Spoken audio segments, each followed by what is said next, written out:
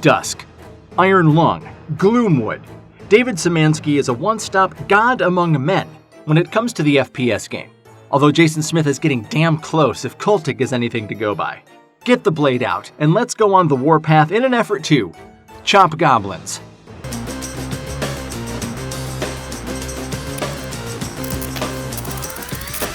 Indie game developer David Szymanski is a bit of a weirdo.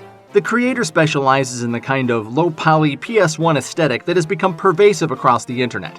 But his games tend to have something more. Maybe it's polish, maybe it's more personality, or maybe, just maybe, David's games scratch an itch. An itch most people have where you don't need fancy graphics or an award-winning narrative. You just need to shoot at some weird shit and turn your brain off for about an hour.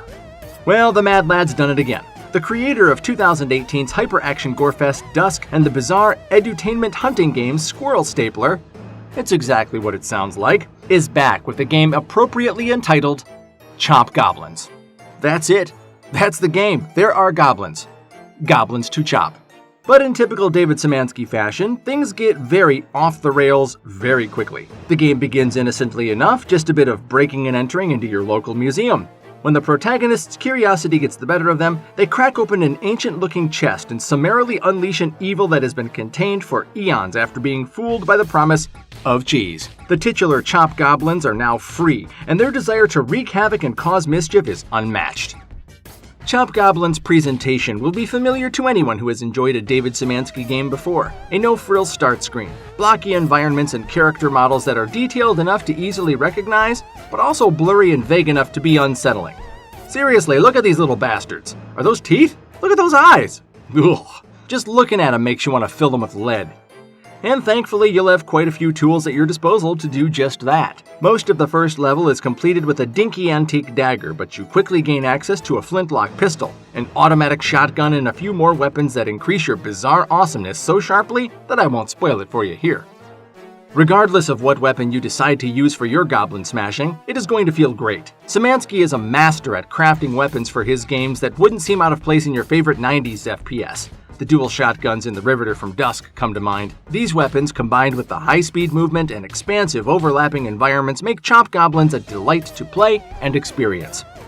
Speaking of environments, the places these goblins take you get increasingly wacky. The game only has 5 levels, and that doesn't sound like a lot.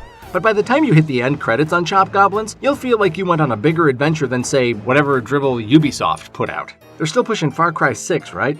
How many bizarre DLCs can you release for one game before you just move on to the next thing? And it's not like most people even finish the base game. Who among us is able to persist through 50+ hours of the Ubisoft formula without getting exhausted and just dropping it? I have a literal Giancarlo Esposito shrine in my closet, and not even I was able to finish that game. Chop Goblins, on the other hand, doesn't waste your time. The game's Steam page advertises it as bite-sized and even says that the game can be completed in about 30 minutes. 30 minutes! That's an actual selling point for the game. Man, David Szymanski really gets it. I'm here for a good time, not a long time. It's why I love Chop Goblins, and it's why I drink my soda exclusively through a beef jerky straw. Personal health choices aside, you can't go wrong with Chop Goblins. It'll set you back $4.99 on Steam, and it might be the most fun you've had with the game from 2022. Except maybe Proteus. If you haven't yet, you should check out our video on that and then buy it. It's incredible. We at S35 Gaming can only assume that David Szymanski has crawled back into the cave he uses to brainstorm awesome game ideas for 2023 and will be hot and ready to take a look at whatever he releases next. So what's your favorite low-poly game? Let us know in the comments, but remember to be nice. And while you're here, why don't you check out our retrospective on Metro 2033 and stay tuned for our upcoming video essay on Lone Ruin.